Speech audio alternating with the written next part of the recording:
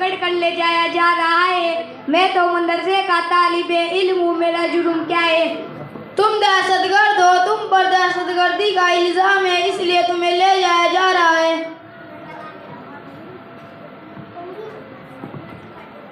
बाअदब बा मुलाहिज़ा होशियार, मिस्टर जज खुराना साहब तशरीफ ला रहे हैं।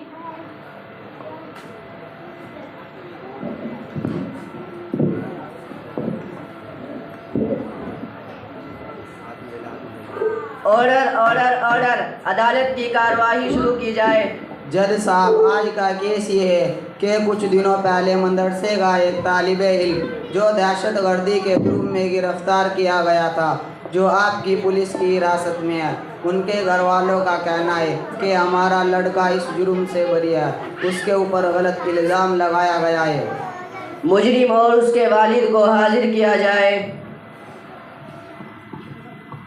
मुजरिम जैद और उसके वालिद अलीशान को हाजिर किया जाए। कहिए, क्या कहना है? जज साहब, पता चला है मेरे बेटे को गलत इल्ज़ाम लगाकर फंसाया गया है। मेरा बेटा तो मदरसे में पढ़ता है, उसका दहशतगर्दी से क्या ताल्लुक? उसको गलत इल्ज़ाम लगाकर फंसाया गया है। मेरे भाई, मैं बूढ़ा आदमी हूँ और बहुत दूर से आया हूँ, आपसे दरख्वास्त करता हूँ कि आप इसको छोड़ दीजिए। अरे भाई, ये अदालत है, कोई तुम्हारा घर नहीं कि जब चाहो आओ और मुजरिम को छुड़ा कर ले जाओ। हमें खबर मिली है कि मदरसों में जिहाद की ट्रेनिंग दी जाती है, देश के खिलाफ भड़काया जाता है और दहशतगर्दी और बगावत की तालीम दी जाती है। उसी में तुम्हारा बेटा भी है, इसलिए उसे गिरफ्तार किया गया। जज साहब, ये आप क्या कह रहे हैं? मदरसे में जिहाद की ट्रेनिंग और दहशतगर्दी की तालीम दी जाती है, ये आपको गलत खबर मिली है। ये कैसे हो सकता है कि मदरसे में जिहाद की ट्रेनिंग और दहशतगर्दी की तालीम दी जाती है? मेरे भाई, आपको क्या मालूम, मदरसे में तो प्यार और मोहब्बत के फूल खिलते हैं। वहाँ से ऐसे लोग पैदा होते हैं जिन्होंने अपने तन मन धन की बाजी लगाकर इस हिंदुस्तान को अंग्रेजों के चंगुल से आज़ाद करवाया, जिसकी वजह से हम और आप आज चैन की सांस ले रहे हैं। और आप कह रहे हैं कि मदरसे में जिहाद की ट्रेनिंग और दहशतगर्दी की तालीम दी जाती है। ये तुम कैसी बातें करते हो? मदरसे में मोहब्बत और जंग आज़ादी में मुसलमानों का हिस्सा है, ये तुमको किसने बता दिया? जंग आज़ादी में तो मुसलमानों का कोई नामो निशान नहीं। हमारे देश को आज़ाद कराने वाले पंडित जवाहरलाल नेहरू, रविंद्रनाथ टैगोर और भी बहुत से लोगों का नाम रहा है, मगर इसमें तो मुसलमानों का कहीं दूर तक भी नाम नहीं। जज साहब, आप क्या कह रहे हैं? मुझे लगता है आपने अपनी आंखों पे तासुब परस्ती के चश्मे लगा रखे हैं, जो आपको एक तरफ सोचने से बाहर नहीं निकलने दे रहे। और मुझे ये भी लगता है कि आप हिंदुस्तान के इतिहास से वाकिफ नहीं हैं, इसलिए आप बहकी बहकी बातें कर रहे हैं। तुझे मालूम है, तुझे इस गुस्साखी की वजह से जेल भी हो सकती है। जज साहब, जेल जेल जेल? हाँ, जेल। जज साहब, अरे जेल में जाने से कौन डरता है? हम अपनी जान, अपने मुल्क, अपने हक के खातिर जान दे भी देंगे, क्योंकि हमारे असलाफ ने इस मुल्क के खातिर अपने जान और माल को कुर्बान कर दिया। हम भी अपने इस मुल्क के खातिर अपनी जान को कुर्बान कर देंगे।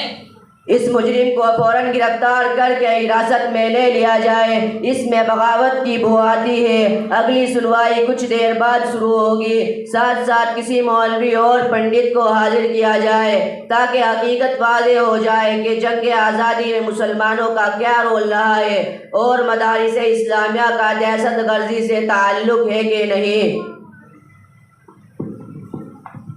अदालत की कार्रवाई कुछ देर बाद शुरू की जाएगी। आप हजरात मुलाहिज़ा फरमाइए। वकील साहब से दरख्वास्त है किसी मौलवी और पंडित को बुलाया जाए ताकि बात वाज़ेह हो जाए। मुजरिम जेल के बाप का कहना है कि जंग आज़ादी में मुसलमानों का अहम रोल रहा है और उनके लिए एक मौलाना का सहारा लिया है। वो साबित करेंगे कि जंग आज़ादी में मुसलमानों का क्या रोल रहा है और उनके मुकाबले में है। बाबा,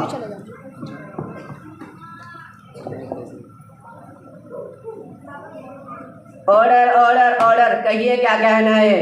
जी मौलवी साहब, ये तो बताइए कि जंग आज़ादी में मुसलमानों की क्या भूमिका रही है? बाबा साहब, पहले आप ही बता दीजिए कि हिंदुओं का जंग आज़ादी में क्या रोल रहा है।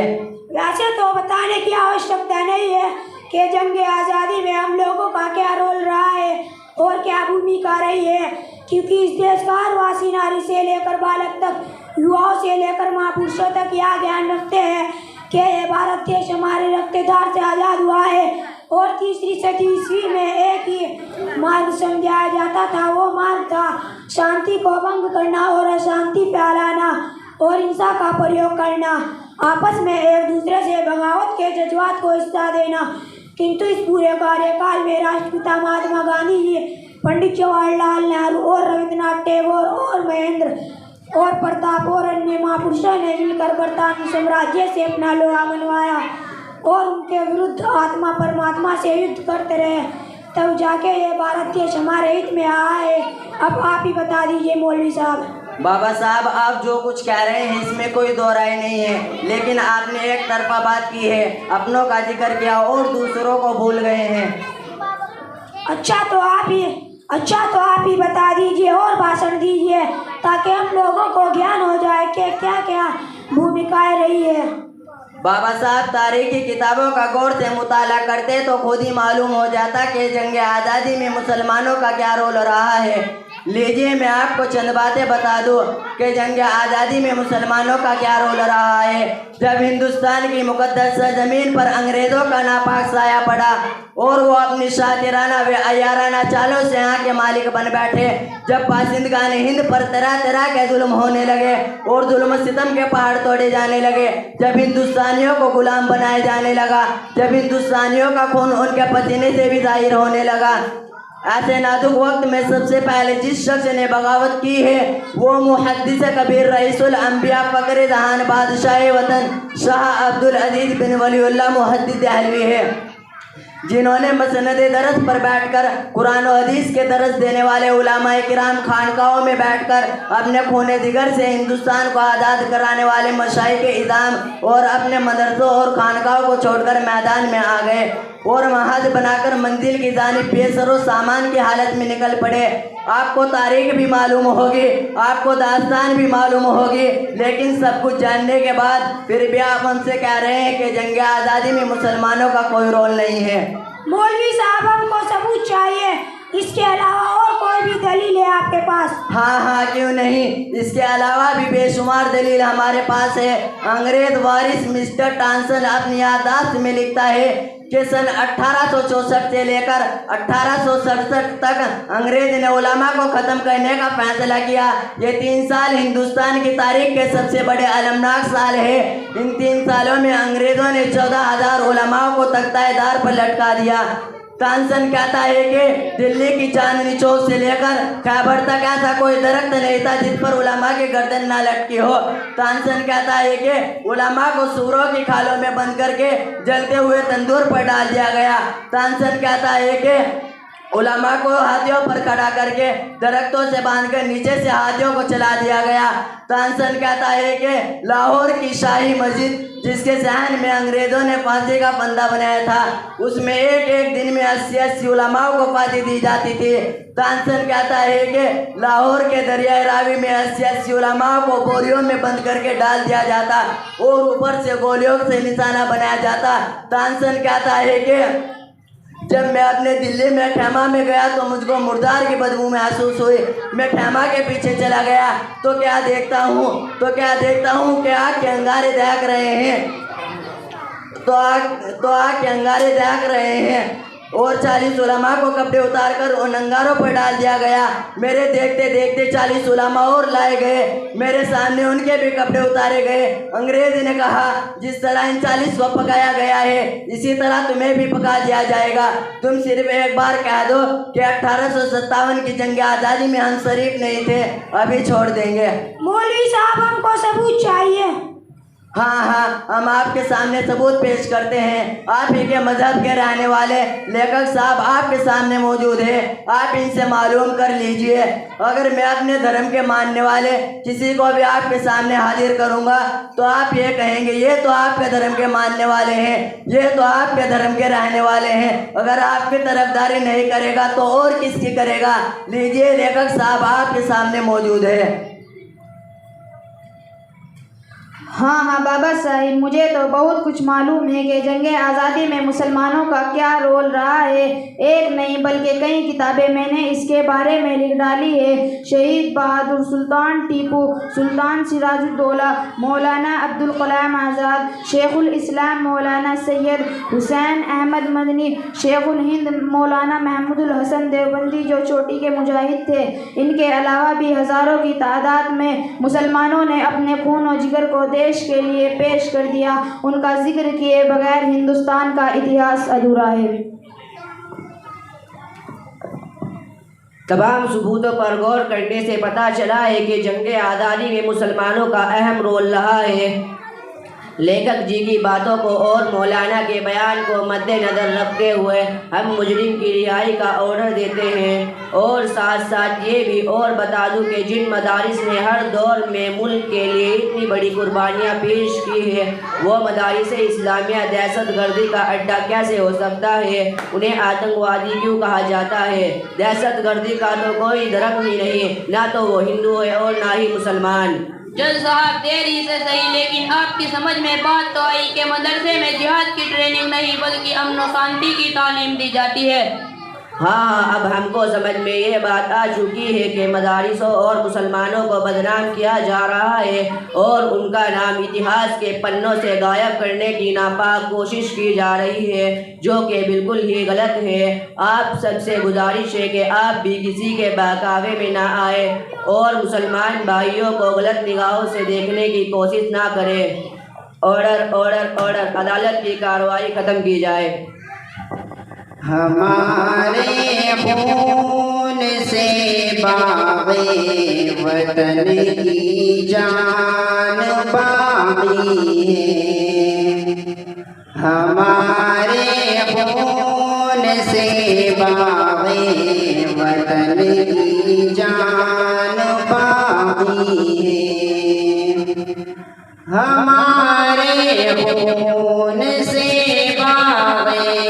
وطن کی جان باقی ہے، ہمارے خون سے باغِ وطن کی جان باقی ہے، انہی علماء کے دم سے آج ہندوستان باقی ہے، انہی علماء کے دم سے آج ہندوستان باقی ہے،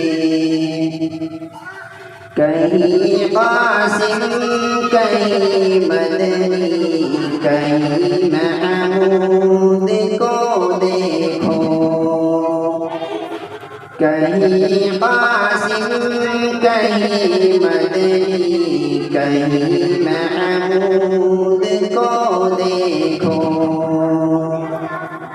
کہیں قاسم کہیں مدنی کہیں محمود کو دیکھو، کہیں قاسم کہیں مدنی کہیں محمود کو دیکھو، ابھی بھی مالٹا اور شاملی میدان باقی ہے، ابھی بھی مالٹا اور شاملی میدان باقی ہے، ہمارے خون سے باغِ وطن کی جان باقی ہے، کسی کے بھی مٹانے سے مسلمان مٹ نہیں سکتا،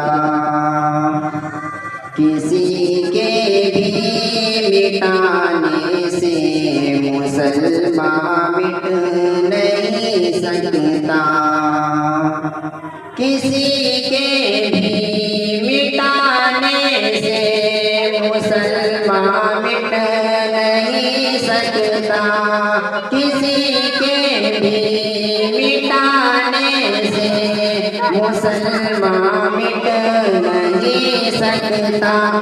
अभी इस्लाम जिंदा है, अभी कुरान बाकी है, अभी इस्लाम जिंदा है, अभी कुरान बाकी है। हमारे खून से बाग़े वतन की जान बाकी है। अगर उंगली उठाओगे तो उंगली काट डालेंगे। अगर उंगली उठाओगे तो उंगली काट डालेंगे। अगर उंगली उठाओगे तो उंगली काट डालेंगे। बुरे हैं लाख लेकिन जज़्बे ईमान बाकी है। बुरे हैं लाख लेकिन जज़्बे ईमान बाकी है। हमारे खून से बाग़े वतन की जान बाकी है। इन्हीं उलमा के दम से